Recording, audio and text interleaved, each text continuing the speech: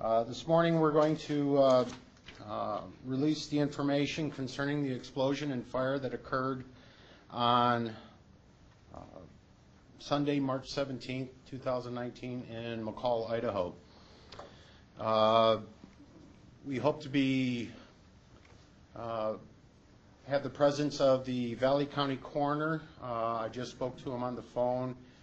He's running a little bit behind. But we'll go ahead and get started.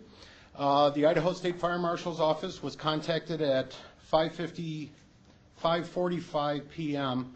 on Sunday, March 17, 2019, concerning an explosion and fire that occurred at 910 Fairway Drive in McCall, Idaho. Our preliminary information at that time was that this was a 3,000 square foot single family dwelling that had been involved in the explosion.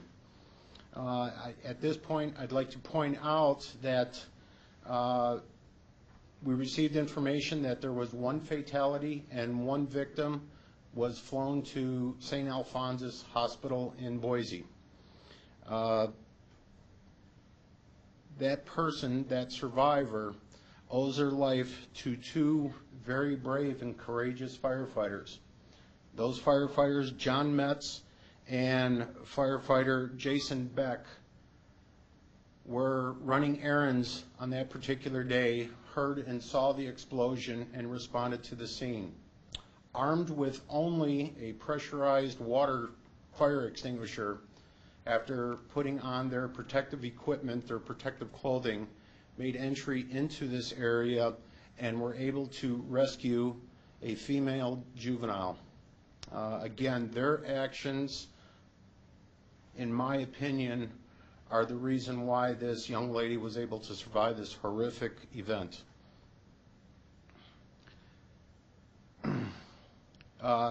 Because of the magnitude of this incident, a response from the Fire Marshal's office consisted of myself, Chief Deputy Tom Mraz, and Investigator Alan Perry.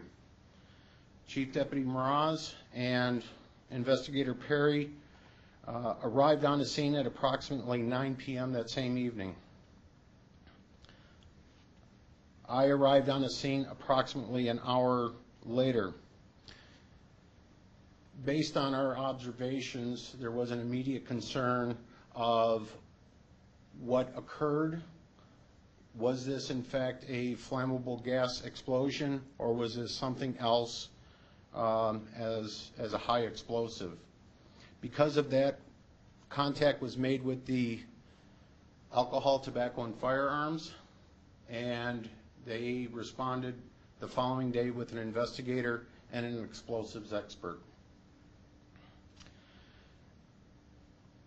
Working with the coroner's office, Scott Carver, the deceased victim, was removed and transported to the Valley County Coroner's office for positive identification.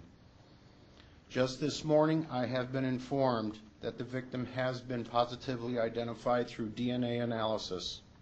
The deceased has been identified as Jonathan Robinson Field, Jr., age 69, of McCall.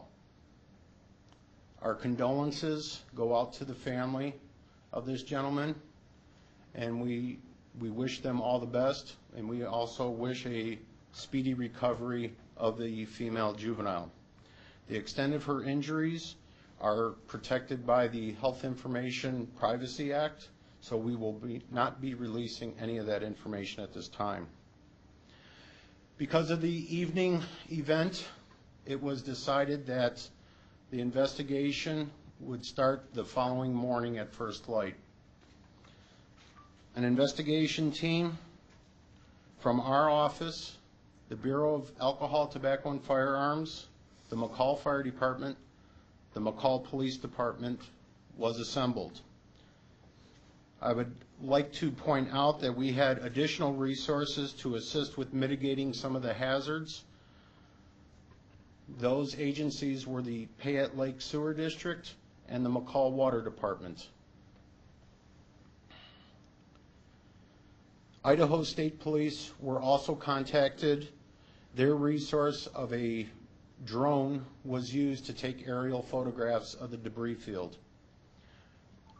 This debris field was scattered over 200 yards away from the blast zone. They provided excellent photography for us to begin our investigation. I have a few photographs that I will be happy to share with you.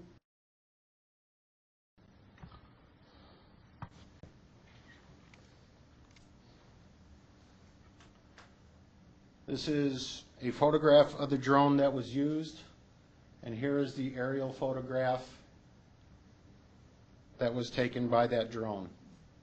You can see the debris field covered an extensive area extending to the west and east with significant damage to the surrounding residences. Structural members were embedded into the walls of the neighboring structures. And again, another view of the debris field taken by the drone.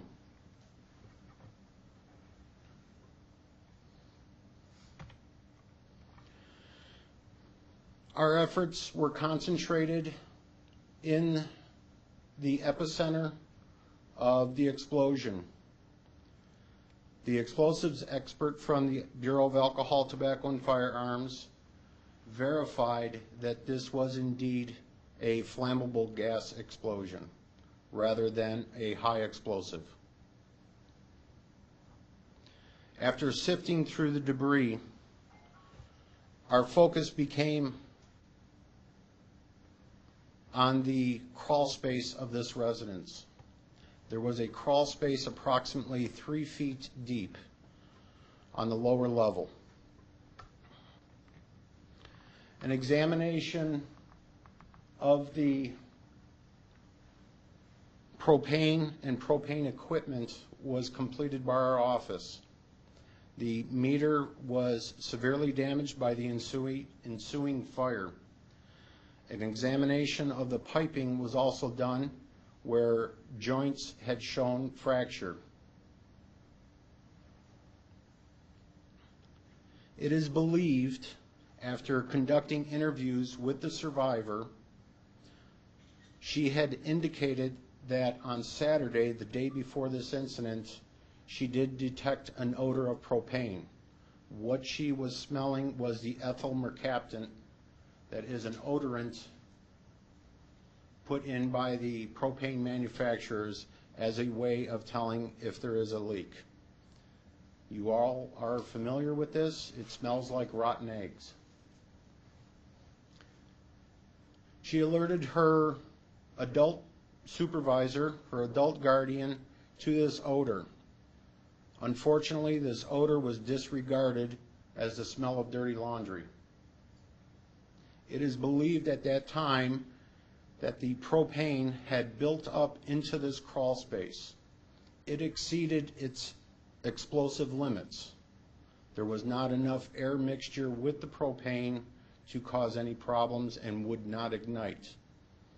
After an extended amount of time, the propane is believed to have leached up through the floorboards into the occupied space and the lower level of the residence. According to witness statements, the first event that was observed was a fireball seen coming out of the ground floor. When that fireball occurred, an immediate secondary explosion occurred. This explosion is believed to be that of the propane located in the crawl space. This occurred because during the first event, air was introduced into the crawl space, thus making the mixture explosive. This was determined by this photograph right here. This is a propane tank. This was a air compressor tank that was located on the ground floor.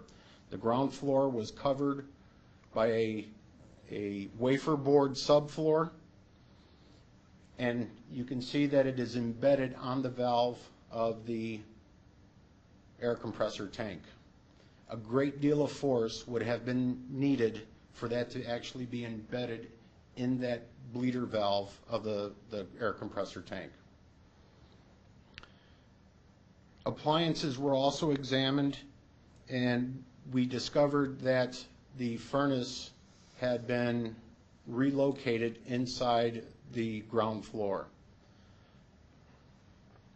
We believe that the furnace was the ignition source to ignite the propane.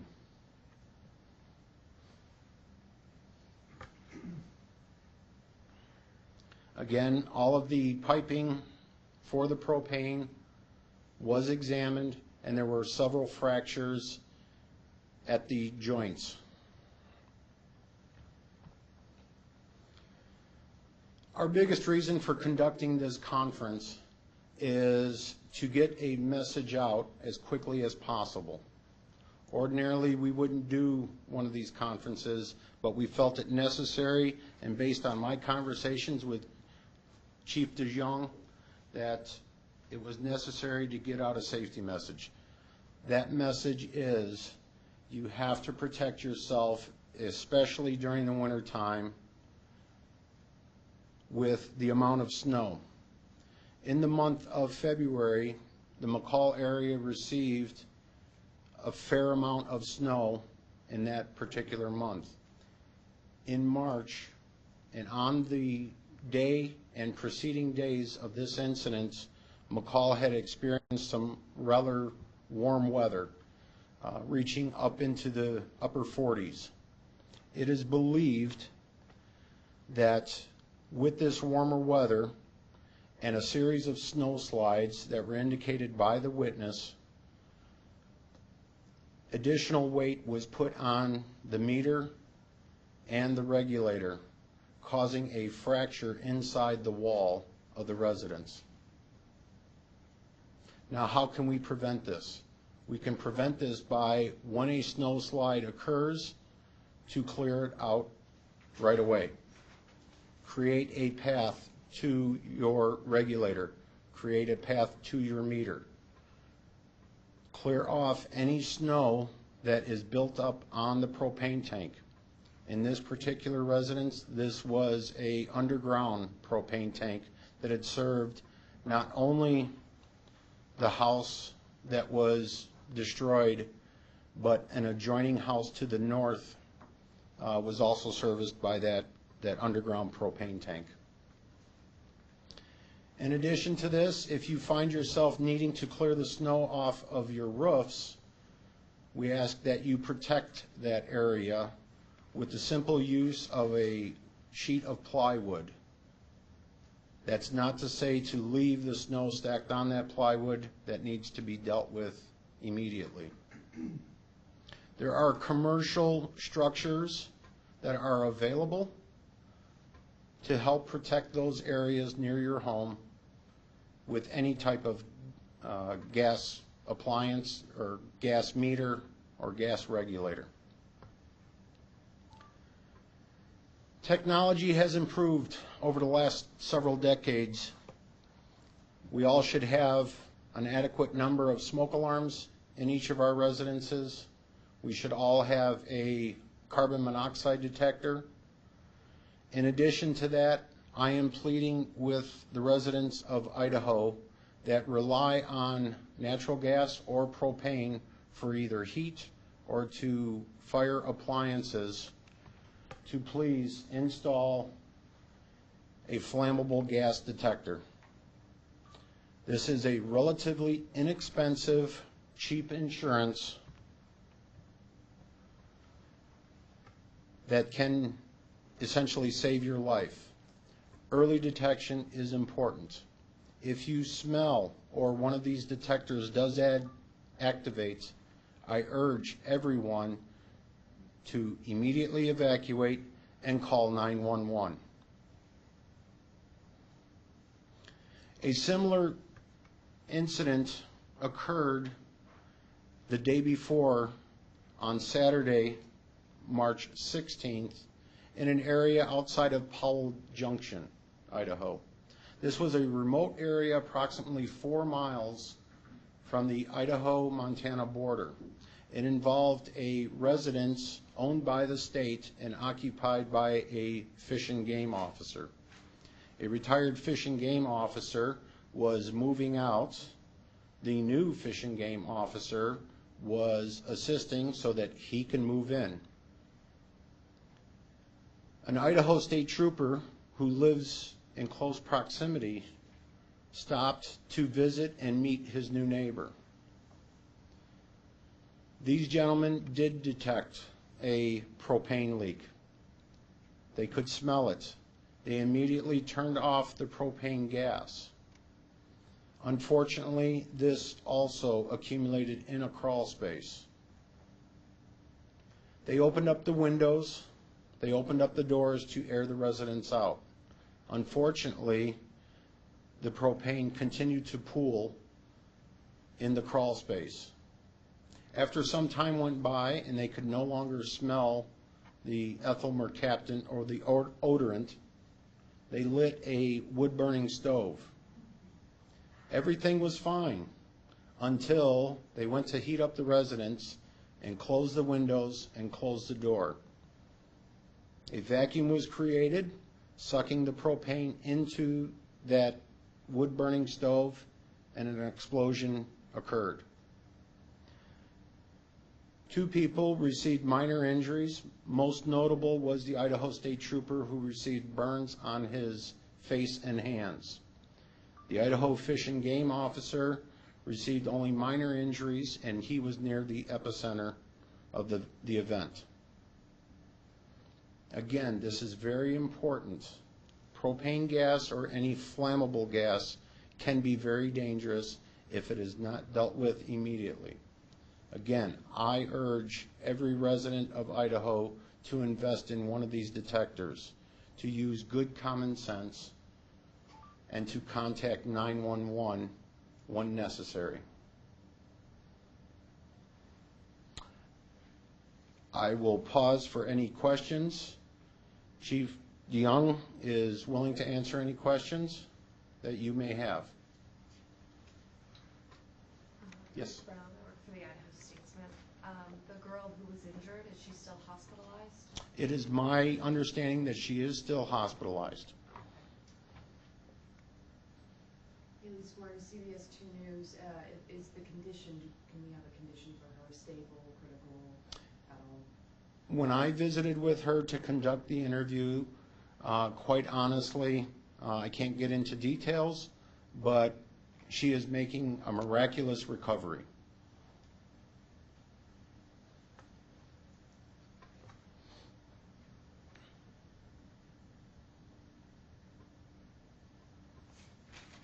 I got a question about this. The pooling. How can you prevent the pooling in the crawl spaces? Because the second incident, you said they turned off the gas, and you said it continued to pool. Yes. Propane gas is heavier than air. It will continue until it is mechanically or naturally ventilated. It will continue to be in those low spots until that occurs. So even though they turned off the gas, so there was no more coming in? There was no more coming in, but it continued to remain in that low area of the residence. How can you prevent that from happening? Again, clear out the snow where a break may occur, so that we don't have that added weight. As the snow melts, it becomes more dense and much more heavier, and the piping is not designed to handle that additional weight.